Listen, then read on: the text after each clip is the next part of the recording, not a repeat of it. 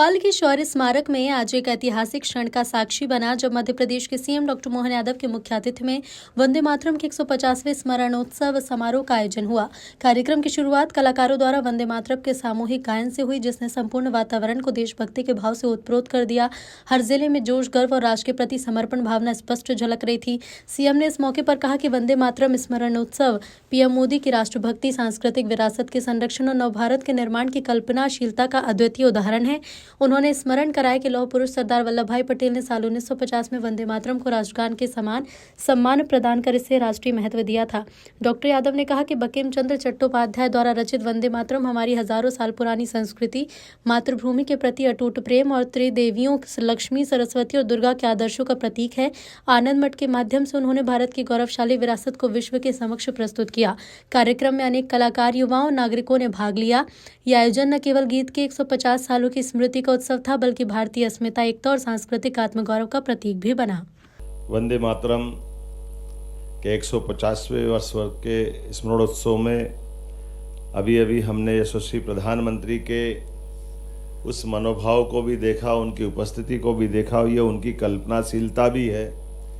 जिसके आधार पर अतीत का 150 साल पुराना वो अप्रतिम गीत, जिसने न केवल आज़ादी की अलख जगाई, बल्कि लगभग 150 साल तो हमारे लिए वो जो एक तरह से मंत्र के नाते से उस 19वीं शताब्दी से शुरू हुई यात्रा, गुरुवर रविंद्रनाथ टैगोर ने 1896 में उसको स्वर दे करके पुनर्स्थापित करते हुए पूरे क्रांतिकारियों सहित सबके मन में जिस संकल्प की पूर्ति की, उसको बदलते दौर में हमने सबने भगत सिंह को फांसी के फंदे पे चढ़ते देखा, चंद्रशेखर आज़ाद को अपनी शहादत देते देखा। अलग अलग प्रकार के हर एक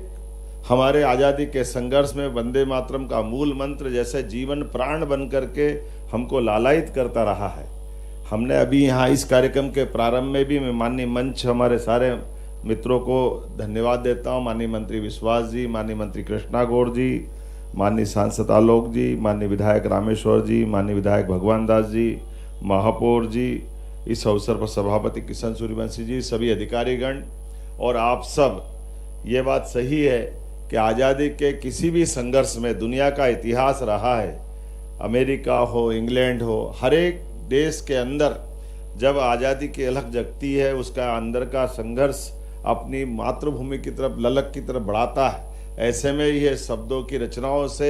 नए प्रकार का स्पंदन होता है, नए प्रकार के मन में संकल्प आते हैं और हर एक व्यक्ति अपने देश के उस मूल मंत्र के आधार पर राष्ट्रभक्ति के गीत से अपने गौरवशाली अतीत के, भविष्य के देश के लिए अपनी पहचान बनाता है। और यही कमोबेश हम हर एक देश के गीतों के साथ देख सकते हैं। अमेरिका का क्राइसिस वाला समय हो, इंग्लैंड का विद्रोह वाला समय हो, भारत का अपना, हमने जब यद्यपि वंदे मातरम का आनंद भी देखा, लेकिन इस कार्यक्रम के प्रारंभ में कदम कदम बढ़ाए जा, खुशी के गीत गाए जा, ये जो हमारे भी स्वरबद्ध रचनाओं को हमारे पुलिस बैंड ने जो प्रस्तुत किया है, इस प्रस्तुत करने वाले गीत में ये हमारे आज़ादी के नेताजी सुभाष चंद्र बोस के उस आज़ाद हिंद फौज से जुड़ता हुआ दिखाई देता है। यद्यपि बनाया गया था दीक्षित जी ने गीत, बाद में कविवर राम सिंह ठाकुर जी ने इसको स्वरबद्ध करते हुए संशोधित रूप में दिया है। और ये आज़ादी का अपना अब एक तरह से संघर्ष वाले उस सारे दौर के दरमियान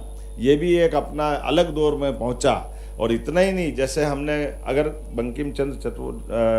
चट्टोपाध्याय जी की बात अगर करें तो ये संस्कृत के साथ जोड़ करके वर्णवाल जी ने सही कहा अपने भाषण में, लेकिन मैं उसी में ये बात भी बताना चाहूँगा, इस गीत की रचना में हमारी प्राचीन संस्कृति की त्रिदेवी कल्पनाओं को जोड़ने का प्रयास किया गया है, जिसके माध्यम से एक तरफ हम अपनी दुर्गा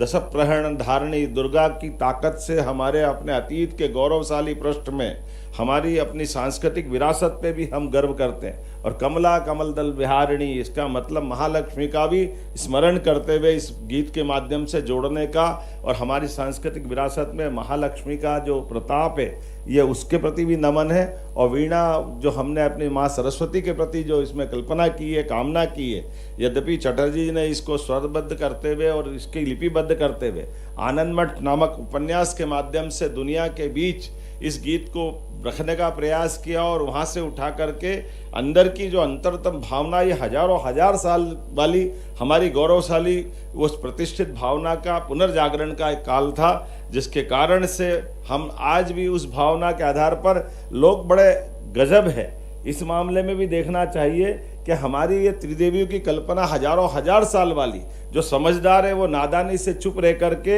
हमने इसके कष्ट भी, जब आज़ादी के अलख में जिस मंत्र के रूप में ये सबको एक तरह से आंदोलित करता था, लेकिन आज़ादी के बाद देश के साथ जब हमारा अपना गीत का अपनाने का मौका आया तो कहीं ना कहीं देश ने इसमें दिग्भ्रमित भूमिका अदा की। बड़े कष्ट के साथ कहना पड़ेगा, आज वो दोबारा दोहराने की जरूरत नहीं, लेकिन वो दर्द तो सबके मन में होगा ही, जिस मूल मंत्र के बलबूते पर आज़ादी के सारे संघर्ष में बड़ी भूमिका हुई। और वो हमारे गीत 150वीं जयंती के अवसर पर जब हम बात कर रहे हैं तो उस इतिहास को भी देश को जानने की आवश्यकता है। आज के इस अवसर पर मैं माननीय सरदार पटेल को पुनः स्मरण करना चाहूँगा, जिनका 150वां वर्ष है, जिन्होंने 1950 में फिर इस बात को भी स्थापित किया कि राष्ट्रगान और राष्ट्रगीत दोनों का महत्व होना चाहिए, और दोनों पूरे देश के अपनाते हुए एक तरफ हम जनगण मन पे गर्व करते हैं, एक तरफ वंदे मातरम पे भी गर्व करते हैं। आइए हमारी अपनी इस गौरवशाली अतीत को जानते हुए हम सब भगवान श्री राम की जननी जन्मभूमिश्च स्वर्गादपि गरीयसी उस भाव के आधार पर वंदे मातरम का भी स्मरण रखें, और हमारे अतीत के इस बहुत अक्षय नवमी 1857 में बनने वाले इस 1857 के आधार पर, माफ करना 1875 में बनने वाले गीत को 1857 की क्रांति से भी जोड़ करके देखें, जिसके कारण से भारत ने दुनिया का सबसे बड़ा गणतंत्र दिया, भारत की गौरवशाली अतीत पे हमको गर्व करने का मौका मिला। मैं प्रधानमंत्री जी को पुनः धन्यवाद देना चाहूँगा, जिन्होंने आधुनिक तकनीकों के माध्यम से भी पूरे देश को ऐसे सारे विरासत के गर्व करने वाले मौके भी दिए। जब हम 150वीं जयंती सरदार वल्लभ भाई पटेल की मना रहे हैं तो हम अपने वंदे मातरम पे भी गर्व करते। पूरे वर्ष के विविध कार्यक्रम जो इस 7 नवंबर से प्रारंभ होकर के 7 नवंबर 1926 तक चलेगा, 25 से प्रारंभ हुई यात्रा, जिसको अभी हम अपने 10 दिन के विविध कार्यक्रम में देखेंगे, फिर 26 जनवरी के आसपास, फिर 15 अगस्त के आसपास, और वापस 7 नवंबर 1926 के आसपास 2026 के आसपास इस पे फिर वापस बचे हुए पूरे कार्यक्रम करते हुए पूरे साल की यात्रा संपन्न होगी। मेरी अपनी ओर से आज इस अवसर पर बैठे हुए सभी सज्जनों को, सभी बहनों को, पत्रकार साथियों को, आगंतुक अतिथियों को बधाई, बहुत बहुत धन्यवाद।